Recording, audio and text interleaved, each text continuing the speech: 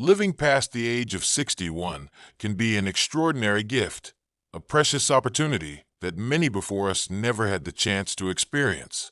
This remarkable phase of life arrives quietly, like a gentle dawn breaking over the horizon, bringing with it a clarity that can only come from decades of experiences, challenges, triumphs, and yes, even failures. It is during these golden years that we finally gain the wisdom to recognize what truly matters, and more importantly, what doesn't. With the passing of time, we begin to understand that simplicity isn't just a choice. It's a pathway to profound contentment and deeper joy. Think about it. Throughout our lives, we've been consummate collectors, haven't we? Not just of physical objects that fill our homes, but of worries that crease our brows, of commitments that crowd our calendars, and of expectations that weigh heavy on our shoulders. We've gathered these things like squirrels preparing for winter, believing somehow that having more possessions, more responsibilities, more social obligations, would lead us to that elusive happiness we've always sought. Yet, as the years have gently taught us, these accumulations often become the very barriers that stand between us and true contentment. It's almost poetic, isn't it? How we spend decades building up what we later realize we need to let go of. Now, standing at this remarkable vantage point of 61 and beyond, we can finally see our lives with the kind of clarity that only time and experience can provide. It's as if we've climbed a mountain, and from this height, we can look back at our journey with new eyes, understanding that the most precious moments weren't in the things we acquired or the social status we achieved, but in the simple joys we sometimes overlooked. Those quiet Sunday mornings with a cup of coffee, watching the world wake up, the laughter shared with old friends who know our stories by heart, the gentle squeeze of a loved one's hand that says more than words ever could. These are the true treasures of a life well lived, aren't they? The beauty of reaching this stage in life lies not just in what we've gained, but in what we're finally brave enough to release. It's like opening the windows of a room that's been closed for too long, letting fresh air sweep through and clear out the staleness that's accumulated over time.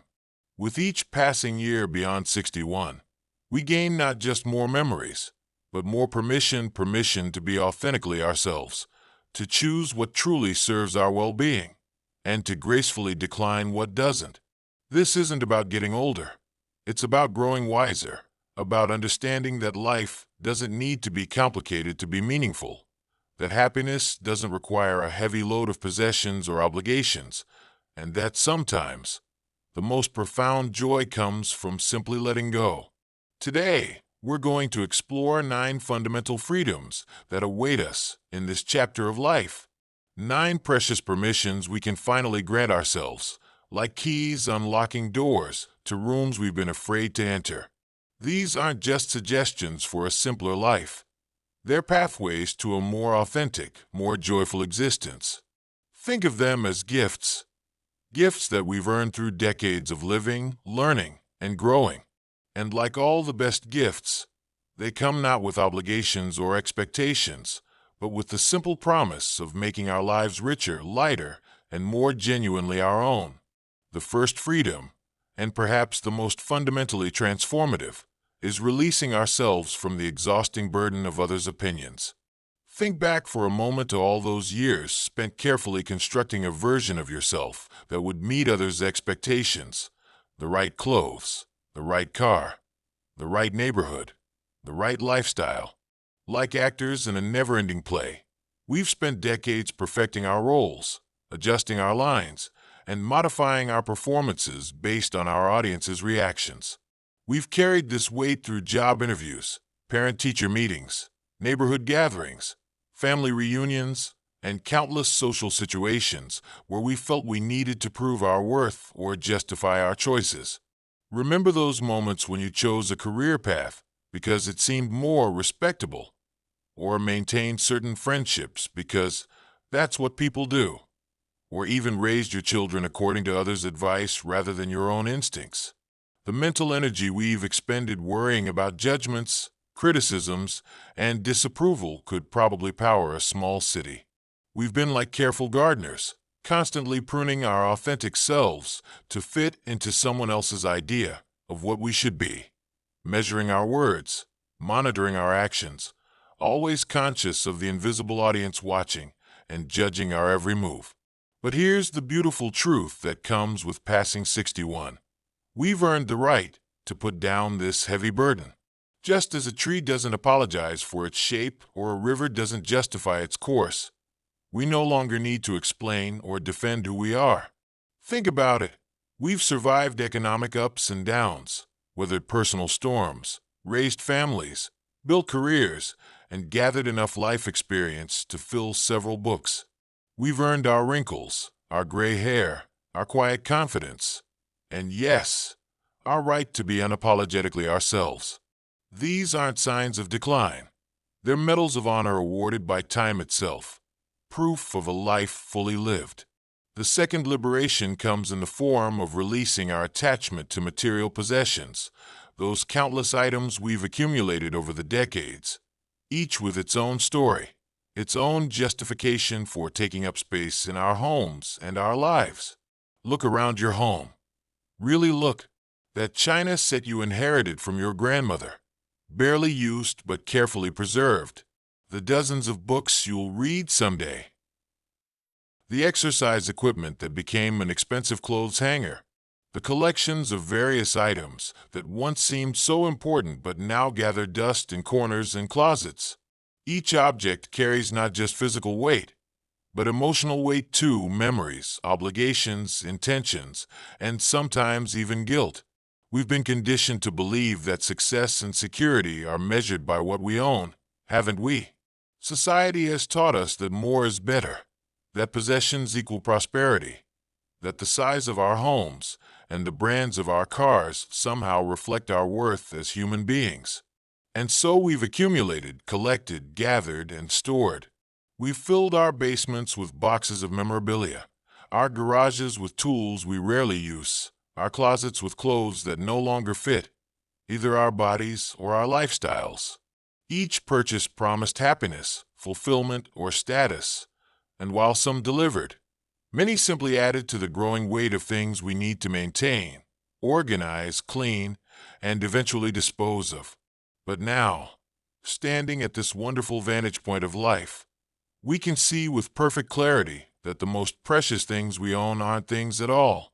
They're the memories we've made, the relationships we've nurtured, the experiences we've gathered along the way. That camping trip where everything went wrong but became a favorite family story. The sound of your child's first laugh. The feeling of accomplishment after completing a challenging project. None of these treasures require storage space or dusting. They're carried in our hearts, growing more valuable with each passing year. The third freedom, one that brings such profound relief, is the liberation from obligatory social commitments. Those countless events, gatherings, and engagements we've attended not out of genuine desire, but from a sense of duty or social expectation. Think of all those office parties where you made small talk until your smile felt frozen. Those neighborhood gatherings where you counted the minutes until it was polite to leave.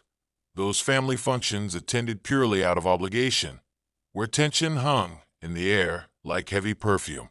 We've all been there, haven't we? Checking our watches, crafting elaborate exit strategies, wondering why we said yes when every fiber of our being wanted to say no.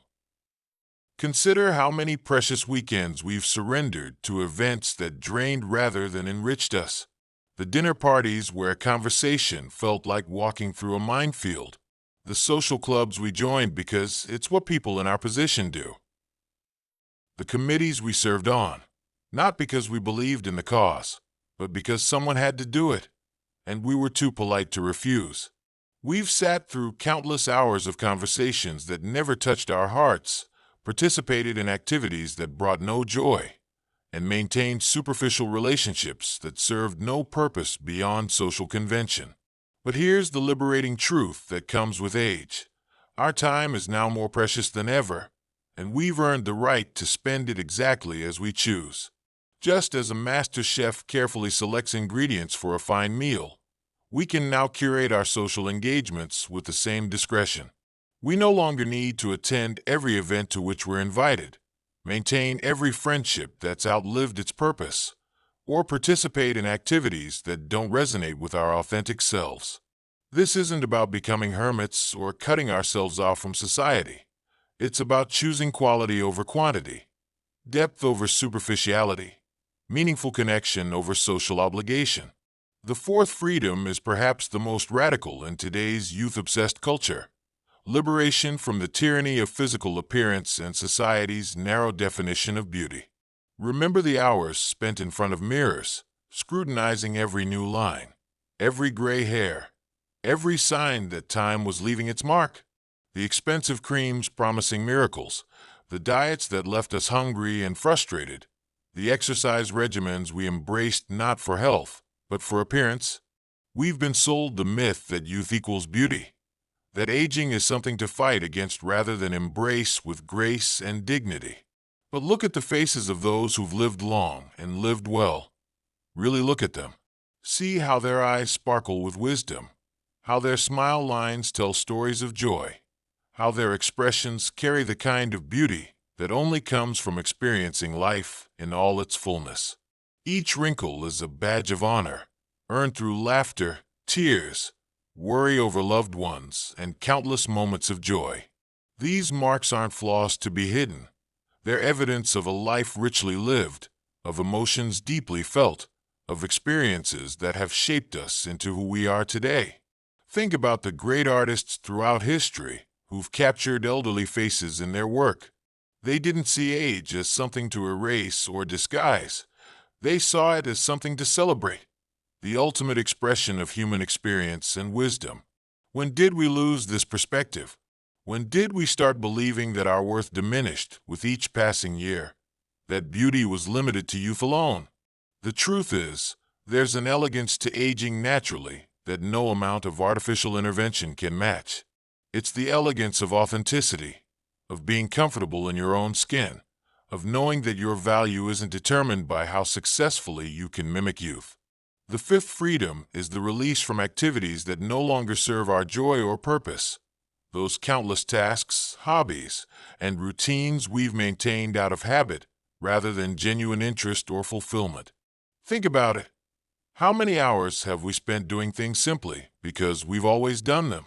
The weekly bridge club that's become more stress than pleasure. The volunteer position at the church bazaar that leaves you exhausted rather than fulfilled.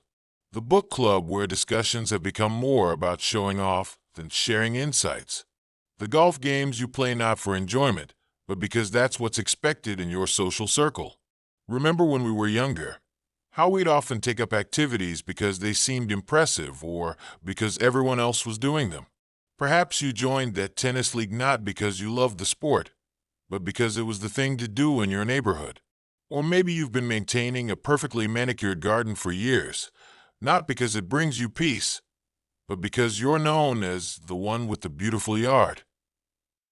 We've all been guilty of continuing activities long after they've lost their spark, haven't we? Like reading a book we're not enjoying just because we feel obligated to finish it, or maintaining traditions that have lost their meaning simply because we've always done it this way.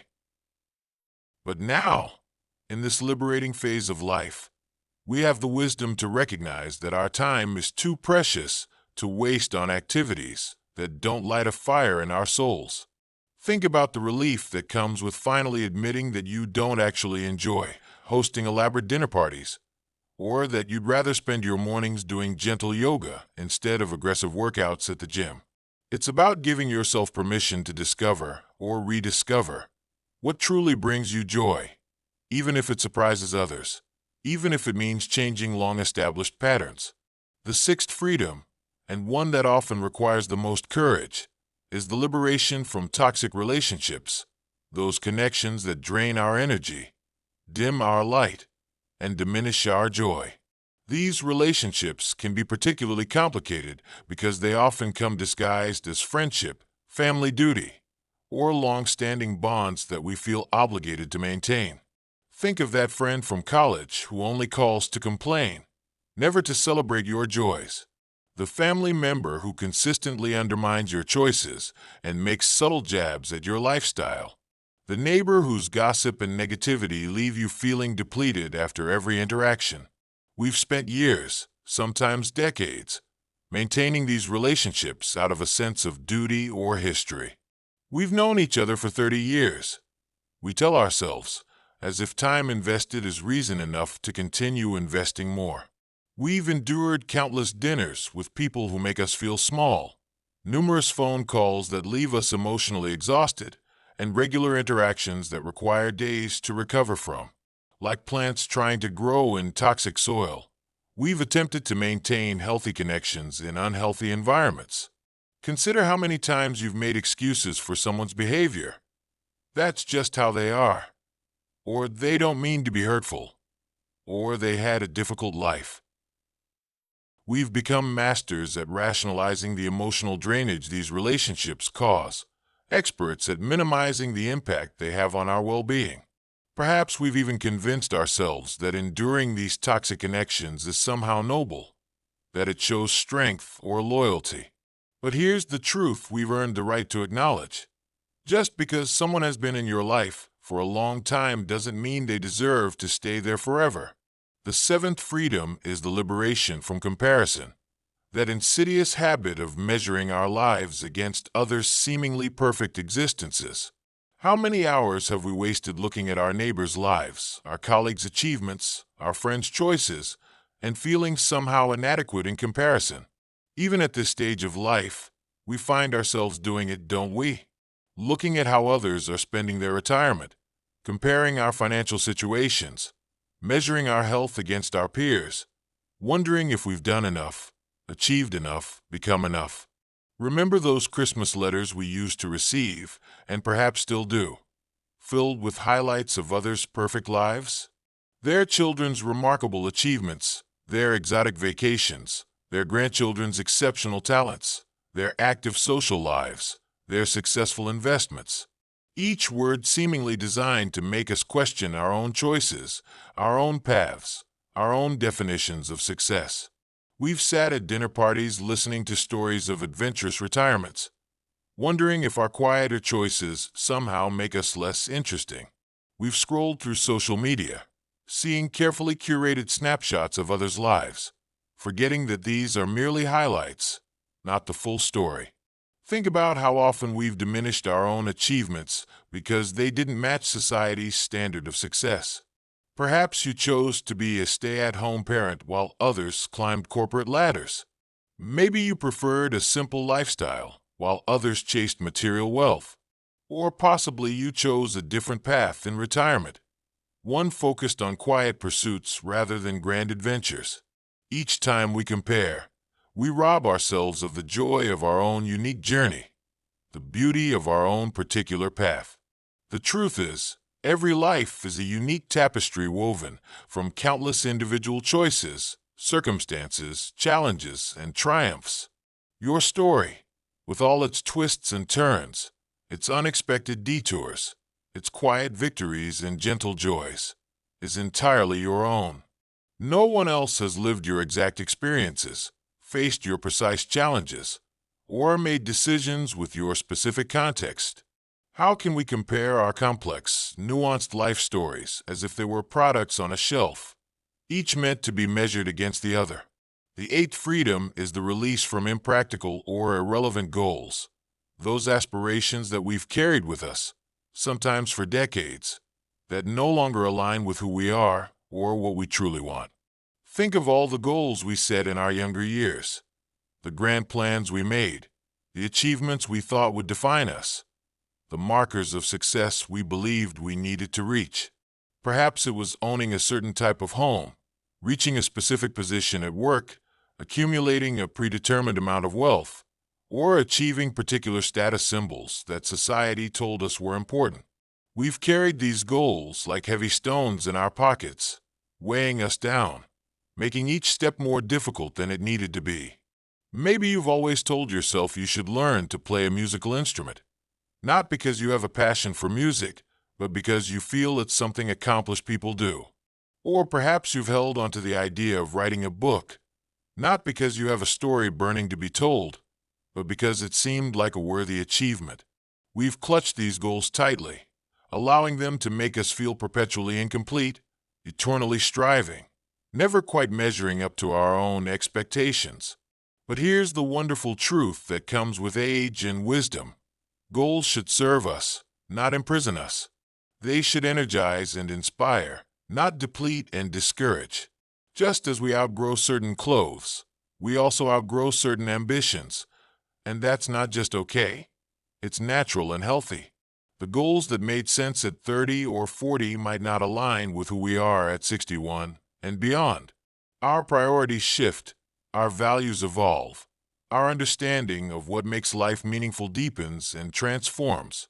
The ninth and final freedom, perhaps the most profound of all, is the liberation from guilt about prioritizing our own happiness and well-being. This freedom particularly resonates with those of us who have spent our entire lives being the responsible ones, the caregivers, the problem solvers, the emotional anchors for everyone around us. Think back to all those times you put your own needs last, the vacations you didn't take, the hobbies you didn't pursue, the rest you didn't allow yourself to have, all because someone else's needs seemed more pressing, more important, more worthy of attention. Remember those countless times you said yes when your heart and body were screaming no. The late nights spent worrying about everyone else's problems. The weekends sacrificed to help others while your own tasks piled up. The dreams you put on hold because someone else's dreams seemed more urgent. We've been the parents who skipped self-care to drive our children to endless activities. The spouses who neglected our own interests to support our partner's career. The friends who dropped everything to help others through their crises while pushing our own needs aside. We've become so accustomed to putting others first that prioritizing ourselves feels almost forbidden, doesn't it? Like something selfish or self-indulgent. We've internalized the belief that taking care of ourselves is somehow less noble than taking care of others. We feel guilty for wanting an afternoon of solitude, for spending money on our own pleasures, for saying no to demands on our time and energy. It's as if we've been carrying an invisible scorecard, always needing to prove that we've earned the right to our own happiness. But now, at this stage of life, we've earned a profound truth. Taking care of ourselves isn't selfish, it's essential. Just as flight attendants instruct us to put on our own oxygen masks before helping others, we must nurture our own well-being to be truly present for those we love. Think about it. When we're depleted, stressed, and overwhelmed, what quality of care and attention can we really offer others? When we're running on empty, how authentic and meaningful can our interactions be? This phase of life invites us to finally embrace self-care without guilt, to prioritize our own joy without apology. It's about recognizing that our happiness isn't optional. It's fundamental. We're not being selfish when we take time for ourselves, when we pursue our own interests, when we set boundaries to protect our peace of mind. We're simply acknowledging that our well-being matters, that our dreams are valid, that our peace is precious. As we reflect on these 9 freedoms from others' opinions, from material excess, from social obligations, from appearance concerns, from unfulfilling activities, from toxic relationships, from comparison, from irrelevant goals, and from the guilt of self-care, we begin to see them not as separate liberations, but as interconnected paths leading to the same destination, authentic, joyful living. Life after 61 isn't about diminishment or decline. It's about expansion into our truest selves. It's about having the wisdom to know what matters and the courage to let go of what doesn't. Each item we release, each burden we set down, each expectation we abandon creates space for something more precious. Peace, joy, authenticity, and the simple pleasure of being exactly who we are. Remember, letting go isn't about loss. It's about gain. We're not giving up. We're moving forward. We're not settling for less. We're choosing better. This is our time to live fully, authentically, and joyfully, without the weight of unnecessary burdens. After all, isn't that what life at any age should be about? This is your invitation to embrace these freedoms, to step into this lighter, brighter way of living, because you've earned it, because you deserve it, because now more than ever is the time to live life on your own terms, with grace, with wisdom, and with the deep, satisfying joy that comes from being truly, completely, unapologetically yourself.